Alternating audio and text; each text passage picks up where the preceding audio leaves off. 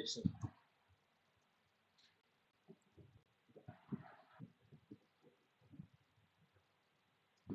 खुले बाजार की प्रक्रिया।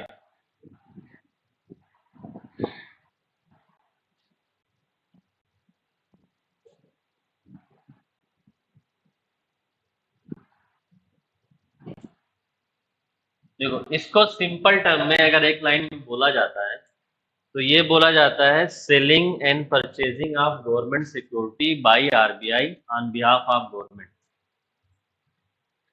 Selling and purchasing of government security by RBI on behalf of government. Open market operation.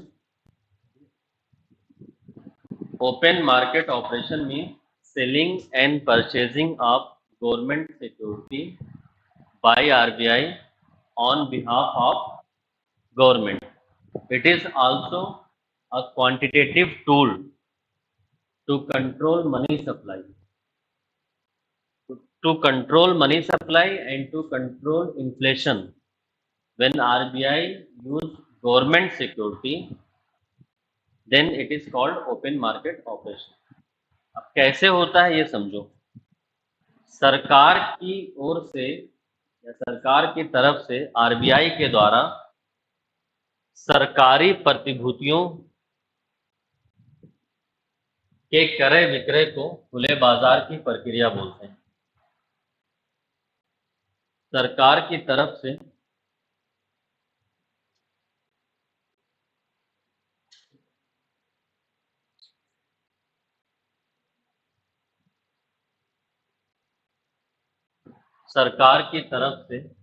RBI के द्वारा सरकारी प्रतिभूतियों के क्रय विक्रय को खुले बाजार की प्रक्रिया बोलते हैं। अब सबसे पहले तो तुम लोग ये समझ लो कि गवर्नमेंट सिक्योरिटी होती क्या है ना। गवर्नमेंट सिक्योरिटी ऐसे एक पेपर होता था पहले, अब तो फॉर्मेट चेंज हो गया, ऑनलाइन फॉर्म में होता है, जिसपे ये लिखा रहता था कि ये 100 रुपये का है, इस पे 10% इंटरेस्ट रेट है ना, और मान लेते हैं कि 1 ईयर इसका मेच्योरिटी पीरियड। मेच्योरिटी पीरियड का मतलब क्या हुआ कि अभी जिसके पास है 1 साल बाद उसको 110 रुपये मिलेगा। ये मेच्योरिटी पीरियड होता है कि कितने साल बाद मिलेगा, है ना। अब इसको ध्यान से समझना, गवर्नमेंट सिक्योरिटी ऐसे ही होती है। एक तो फेस वैल्यू लिखा रहता है, उस पर इंटरेस्ट रेट लिखा रहता है, और मेच्योरिटी पीरियड कि कितने टाइम बाद तुमको उस इंटरेस्ट के साथ मिल जाएगा जब तुम सिक्योरिटी वापस खरीदो। जैसे खरीदोगे तो ये फेस वैल्यू है ना, तो खरीदने पे क्या हुआ, कितने पे मिला ये,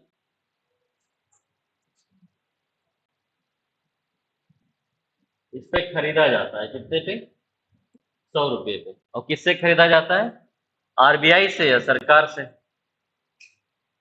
तो कितने में बिका ये, 100 रुपये में बिका, है ना।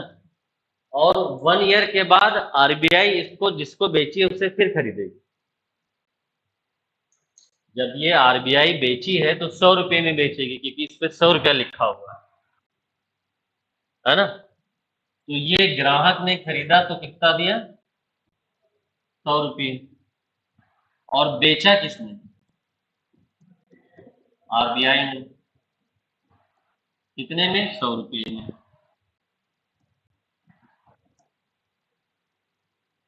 अब 1 साल बाद आ जाते हैं, आरबीआई खरीदेगी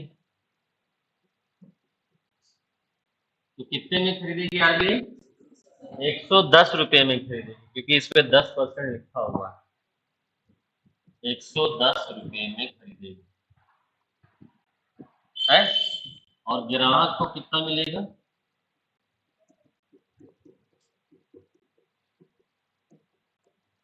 ये ऐसे काम करती है गवर्नमेंट सिक्योरिटी।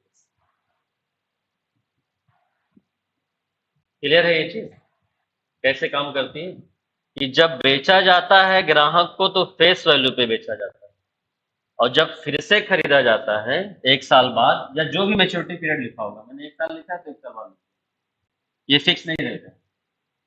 तो जो इंटरेस्ट रेट लिखा होगा वो दे के तब वापस, तो खरीदने वाला जब 1 साल बाद इसको बेचेगा वापस तो उसको 10 रुपए का फायदा हो गया। ऐसे रहता है गवर्नमेंट सिक्योरिटी। अब हम लोग, ये कॉन्सेप्ट समझ में आ गया, बना लियो सब लोग? हाँ, चलो आगे बढ़े, इसको मैं मिटाने जा रहा हूँ। चलो, ये मिटा नहीं रहा हूँ, मैं आगे लिख देता हूँ।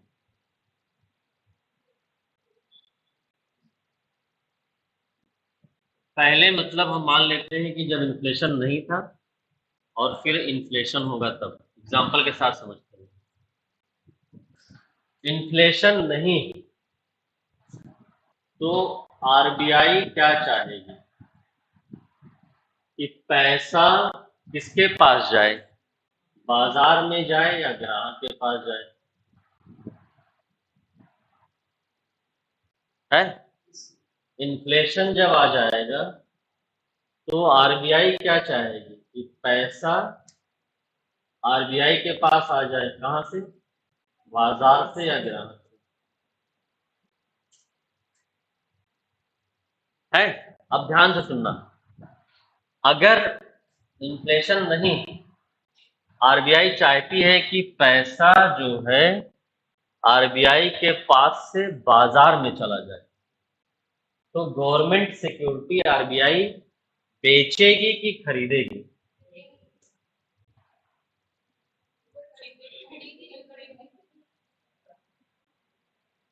ध्यान से बताओ, समझ, ये मैं खोल देता हूं, यहां सामने देख लो। आरबीआई चाहती है कि पैसा ग्राहक के पास जाए,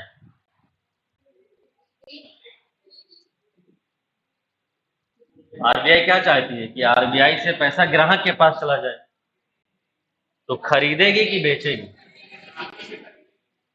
हाँ, ग्राहक से, पक्का?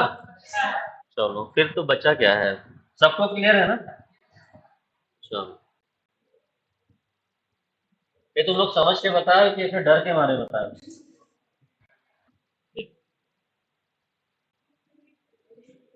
क्या हुआ?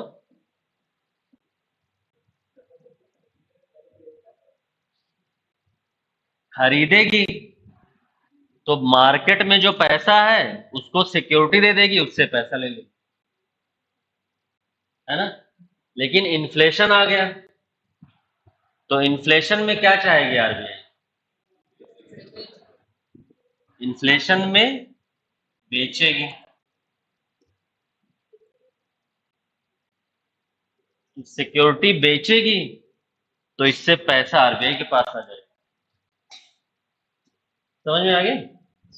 बना लो ऐसे। एक लाइन में लिख लो कि इन्फ्लेशन होगा तो आरबीआई गवर्नमेंट सिक्योरिटी बेचेगी और डिफ्लेशन होगा तो खरीदेगी।